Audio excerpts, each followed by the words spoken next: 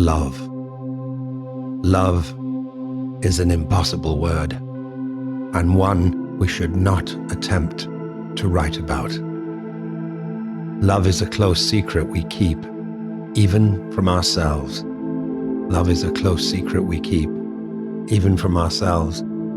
Love is the unrecognized invitation in every relationship, romantic, collegiate, and even amazingly, the central unconscious spark that ignites a deadly fight between sworn enemies.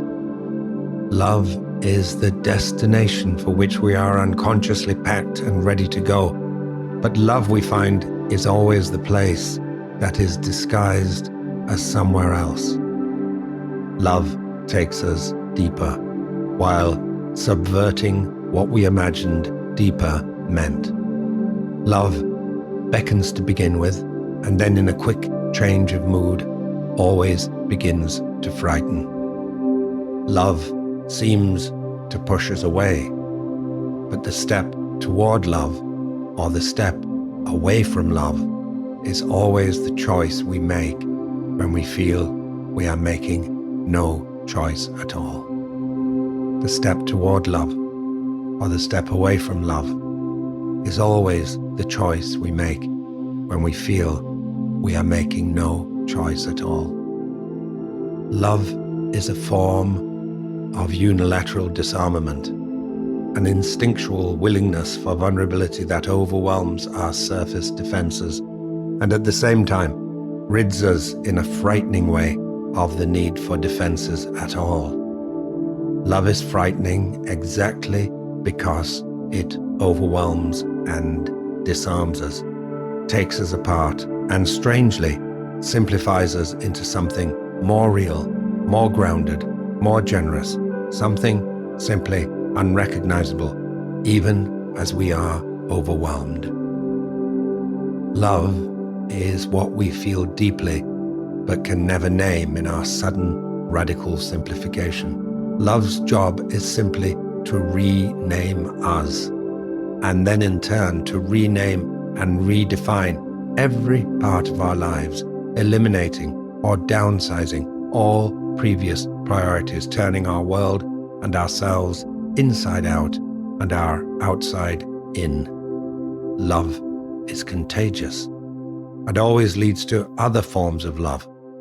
Love takes us across the planet by plane and across boundaries we never even conceived we wanted to see or explore, bringing us to ground in strange cultures, asking us in turn to fall in love with the unfamiliar as much as we fell in love with the person who brought us there.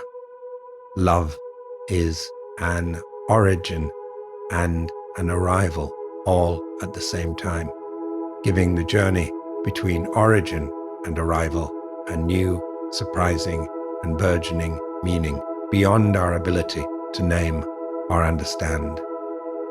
Love can only be refused temporarily, and only to our confusion and our loss of vitality. Love has a sense of humor and likes to make us pay for the times we refused its invitation.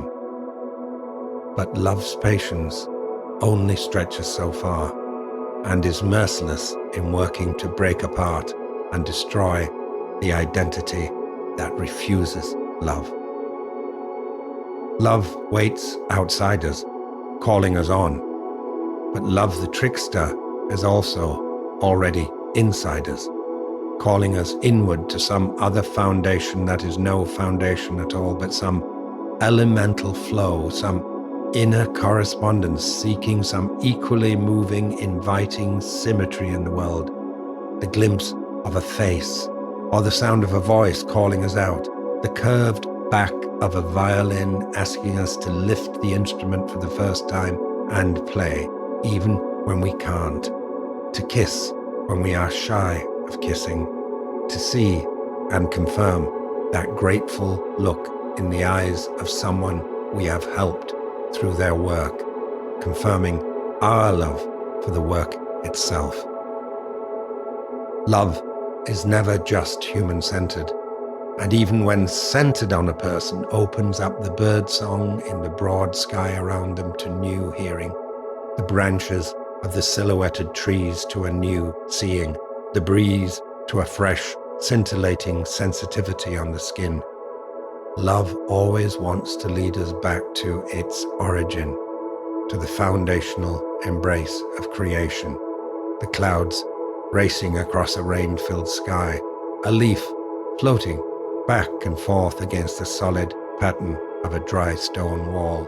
Love is the bright path made like a comet's tail, emerging from below the horizon of our understanding, hidden deep in the body, out through the eyes and ears and the imagination, and then over the horizon and far limits of our outer understanding.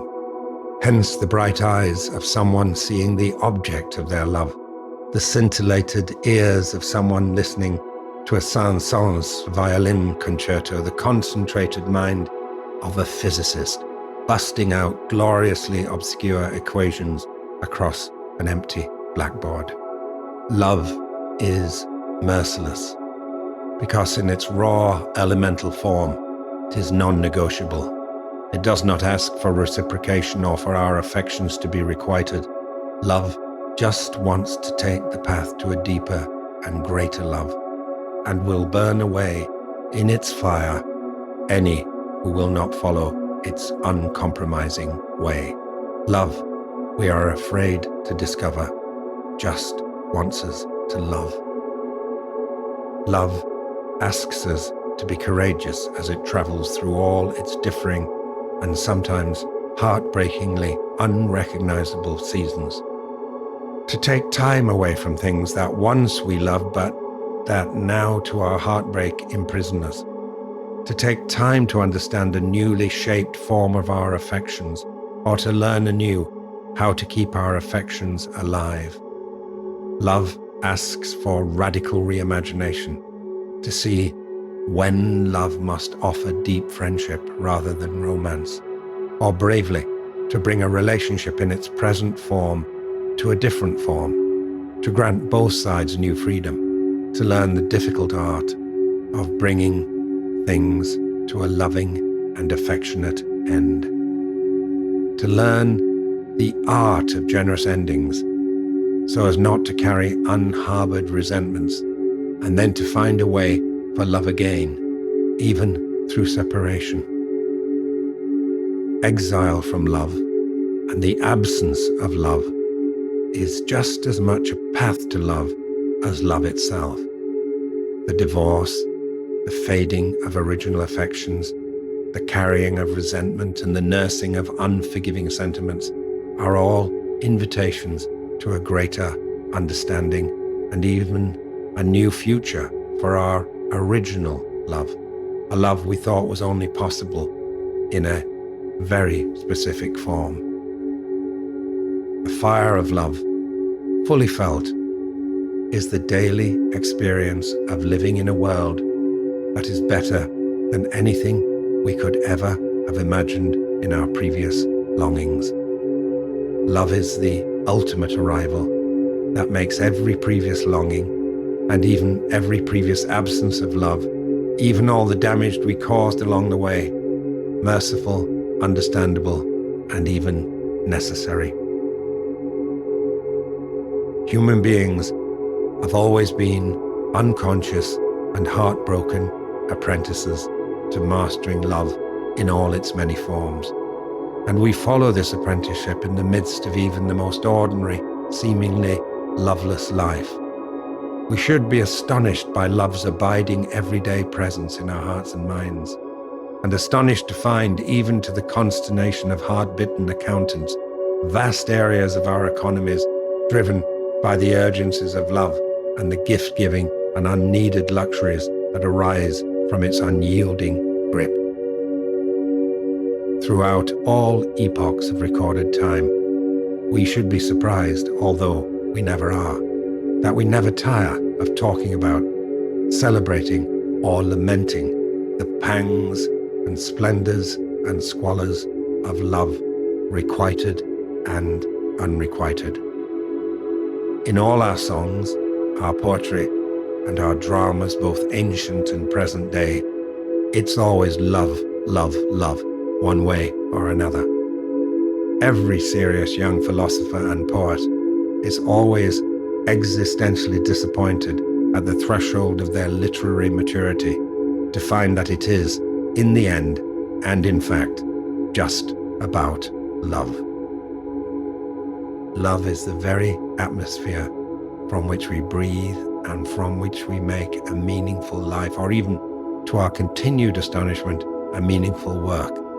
And in the end, no matter any difficult symptoms we exhibit, love seems to be the one and only cure for the pains, the vulnerabilities, the contradictions, the drama, and the continued, never-ending heartbreak of love itself.